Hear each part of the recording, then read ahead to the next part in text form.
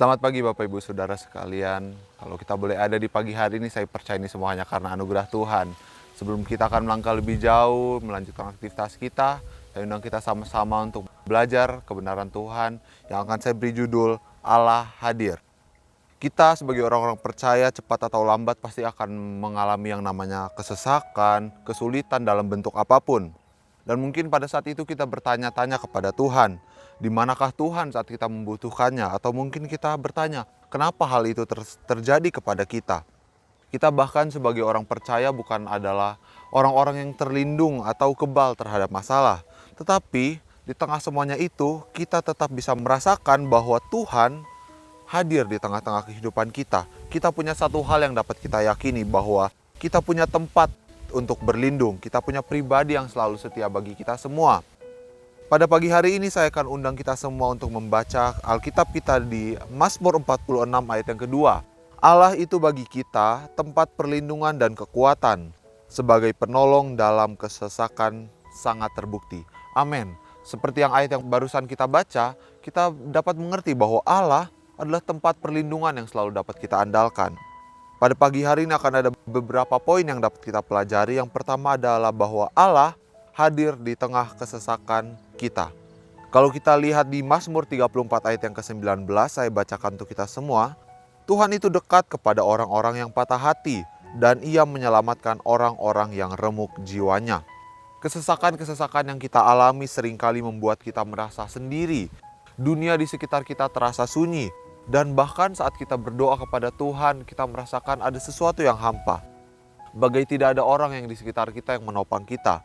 Tetapi di tengah semua itu, kita harus ingat bahwa kita punya satu orang yang selalu setia bersama-sama dengan kita, yaitu Allah, Tuhan Yesus. Kata dekat di Mazmur 34 ayat yang ke-19 yang baru kita baca, bukan hanya menunjukkan bahwa Allah itu dekat secara lokasi bersama-sama dengan kita, tetapi juga menunjukkan bagaimana Allah selalu dekat secara emosional dengan kita. Bagaimana Ia menunjukkan bahwa Ia adalah Allah yang selalu menyertai, Allah yang selalu peduli, dan bahkan Allah yang selalu merasakan penderitaan umatnya. Kadang kita ingin mujizatnya selalu muncul kepada kita, tetapi ketahuilah bahwa hadirnya Tuhan seringkali lebih dahulu daripada pertolongannya. Saat kita mungkin duduk dalam tangisan kita, dalam doa kita harus yakin bahwa Tuhan sudah terlebih dahulu ada di situ. Ia mungkin gak langsung mengubah situasi yang sedang kita alami, tetapi Ia adalah Allah yang selalu menopang hati kita agar kita dapat berdiri. Kalau Tuhan sudah hadir, pertanyaannya selanjutnya adalah, apakah Tuhan mampu menolong? Ini akan masuk ke poin selanjutnya, yaitu bahwa Allah berkuasa untuk membebaskan. Saya akan bacakan untuk di Keluaran 14 ayat yang ke-13 sampai 14. Tetapi berkatalah Musa kepada bangsa itu, jangan takut, berdirilah tetap dan lihatlah keselamatan dari Tuhan yang akan diberikannya hari ini kepadamu.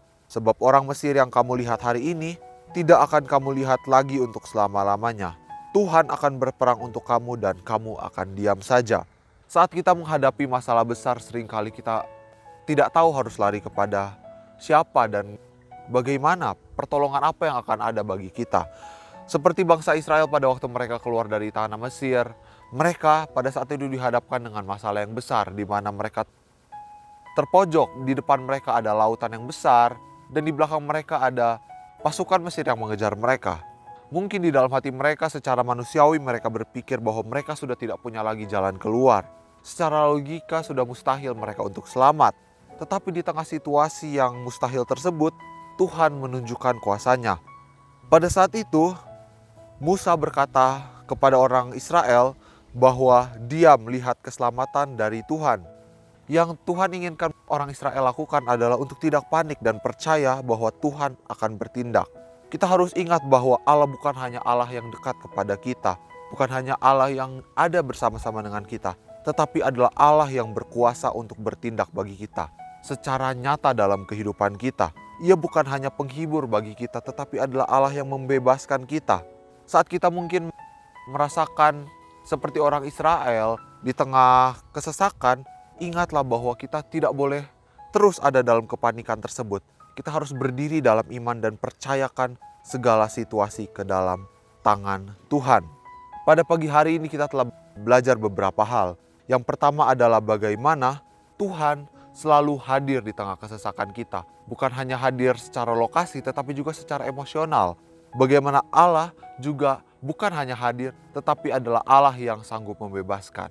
Amin. Untuk kebenaran firman Tuhan, kita akan bersatu dalam doa.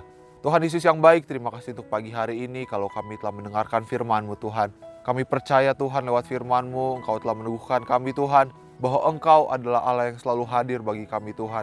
Dan lebih dari itu, Engkau adalah Allah yang sanggup membebaskan kami dari tengah persoalan-persoalan yang kita hadapi Tuhan. Pada hari ini Tuhan, sebelum kami akan memulai aktivitas kami memohon bantuan-Mu Tuhan, perlindungan daripada Engkau Tuhan. Kau selalu sertai kami Tuhan, lindungi kami dari segala mara bahaya, sakit, penyakit Tuhan. Terima kasih Tuhan, di dalam nama Tuhan Yesus kami berdoa. Haleluya. Amin.